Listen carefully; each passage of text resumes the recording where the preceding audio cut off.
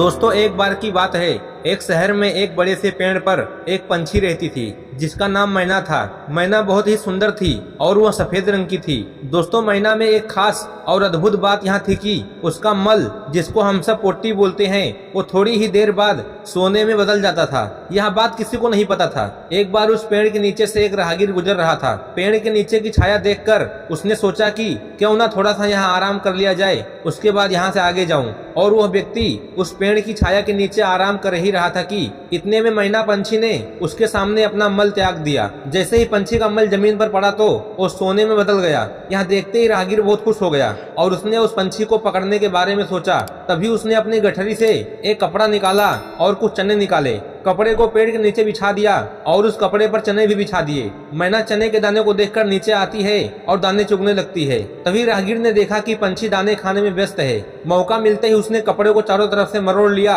और मैना पंछी को उस कपड़े में बांध लिया। दोस्तों उसके बाद क्या था, राहगीर के खुशी का ठिकाना नहीं रहा और राहगीर मैना को अपने साथ घर ले आया। उसने मैना को एक पिंजरे में बंद कर दिया और हर रोज वह पंछी का मल इकट्ठा करता था और उसे बाजार में बेच आता। दोस्तों कुछ दिनों में देखते ही देखते ये राहगीर अमीर बन गया था। तभी अचानक राहगीर के मन में चिंता सताने लगती है कि अगर राजा को इसके बारे में मालूम पड़ा तो वो पंछी को तो ले ही लेंगे और मुझे भी सजा देंगे। यह सोचकर राहगीर डर के मारे राजा के दरबार में जाकर उसने सारी बातें बताई। तभी राजा ने आदेश दिया कि उस पंछी को प्यार से अपने बगीचे के सबसे सुंदर पिंजरे में रखा जाए और उसे अच्छे से दाना खिलाया जाए। सभी की बातें सुनने के बाद एक मंत्री ने महाराज से बोला कि महाराज, आप इस बेवकूफ आदमी पर विश्वास मत करो। कहीं आपने भी सुना है क्या किसी पंछी का मल सोने में बदल जाता है? यह मनुष्य का दिमाग तो खराब हो गया है, ऐसा कभी नहीं होता है। इसलिए अच्छा होगा कि महाराज आप इसे आजाद करने का आदेश दें। तभी मंत्री की बात सुनकर महाराजा ने चिड़िया को आजाद करने का आदेश दे दिया। मैना आजादी के बारे में सुनते ही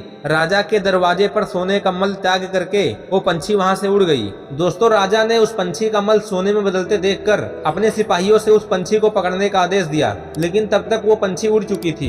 दोस्तों ठीक इसी प्रकार आपके जिंदगी में भी जब आप कोई अच्छा काम करने के बारे में सोचते हो तो तीसरा व्यक्ति आपको काम करने से रोक देता है और आप भी उसकी बातों में आकर अपने जिंदगी का एक अच्छा मौका गंवा देते हैं। दोस्तों आज से ही ठान लीजिए कि अगर आप कोई काम करने के बारे में सोच रहे हैं और वो काम आपको अच्छा लगता है तो आप उस काम को करो। किसी तीसरे व्यक्ति की बातों में आकर रुको मत, जिस तरह से मंत्री की बातों में महाराज आ गए थे।